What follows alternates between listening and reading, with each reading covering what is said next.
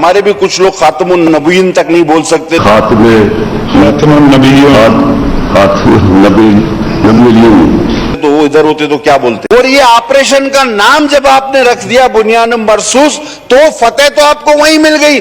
ایک اینکر اس کا دورہ نہیں پا رہا تھا, کوئی لیڈر نہیں دورہ پا رہا تھا کہ یہ ہے کیا. اور اچھا ہوا ہماری بھی تھوڑی بچت ہو گئی, کیونکہ ہمارے بھی کچھ لوگ خاتم النبیین تک نہیں بول سکتے, تو وہ ادھر ہوتے تو کیا بولتے. تھوڑی بچت اللہ نے کی, بندہ چینج تھا. ورنہ اگر آپ سوچو وہی ہوتا تو پھر کیا ہوتا. تقریر ایک ہارے ہوئے, ڈرے ہوئے, شکست خوردہ, خوفزدہ شخص کی ایک تقریر تھی, لیڈر آف اپوزیشن. وہ تقریر پاکستان کے کسی شہری کے شایان شان نہیں. خدا نہ خواستہ اس میں یہ کہا گیا کہ ہم تو جنگ لڑ نہیں سکتے, ہمارے پاس وسائل نہیں, ہمیں گارنٹی دی جائے کہ جنگ کیسے جیتیں گے. اور اس کے بعد پوائنٹس بتائے گئے کہ جی یہاں نہ مار دیں, یہاں ہم کمزور ہیں, یہاں نہ مار دیں, یہاں ہم. یہی دشمن کو آپ راستہ دکھا رہے ہو. اور کہا کہ ہمارے پاس تو اسلحہ نہیں, ہماری تو معاشی حالت تباہ ہے. اب آؤ دیکھو کہ نعرہ تکبیر نے اور ہماری فوج نے کیا بات, کیا کام کر کر کے دکھایا. آؤ دیکھو.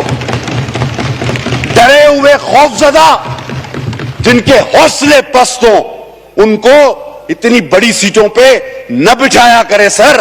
اور آخری میں کہا میں تو خود جیٹ پائلٹ ہوں.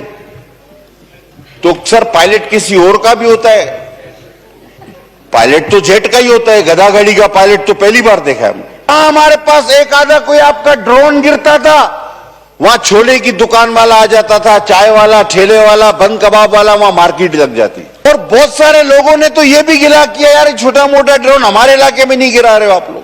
تو مودی صاحب آپ ہم سے لڑنے کی بات کرتے ہو, ہم کو تو اس وقت تک چین نہیں آتا شادی میں جب تک فائرنگ کر کر کے ہم دولہے کو گرفتار نہ کروائیں, یا کسی پڑوسی کو گولی نہ مار دے, یا کسی باراتی کو گولی نہ لگے. ہم کو تو ایسا بنا دیا آپ نے. اور ہمارے تو کل ایک پائلٹ نے کہا, جس کو پوری دنیا نے وائرل کیا ہے, کہ رفیل تو بہت اچھا طیارہ تھا لیکن اس کو ٹھیک طریقے سے چلانا بھی چاہیے تھا.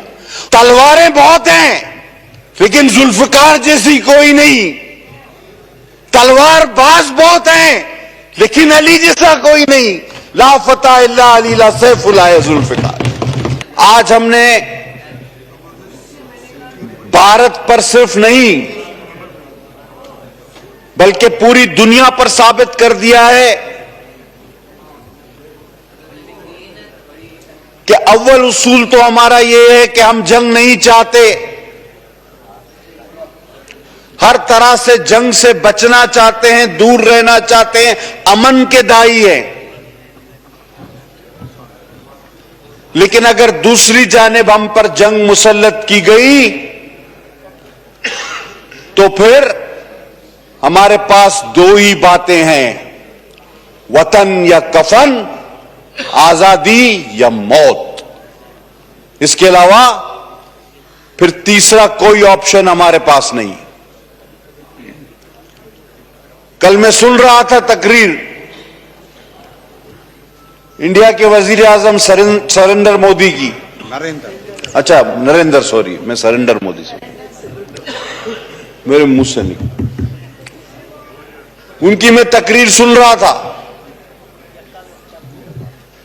وہ کہہ رہے تھے کہ ہم کسی ایٹمی بلیک میلنگ میں نہیں آئیں گے, اور میں ان کو واضح طور پہ کہنا چاہوں گا کہ ہم کوئی بھی بلیک میلنگ نہیں کر رہے. اور آپ قسم اٹھوا لیں, کوئی وعدہ لے لیں کہ یہ ہرگز بلیک میلنگ نہیں ہے. یہ تو سیدھا اور صاف میدان میں رکھی ہوئی بات ہے کہ 1 اور 10 کا ریشو ہے. یہ الگ بات ہے کہ یہ جو ایک ہیں یہ اللہ اکبر والے ہیں, یہ نعرہ رسالت والے ہیں, نعرہ حیدری والے ہیں, ورنہ ریشو تو 1 اور 10 کا ہے.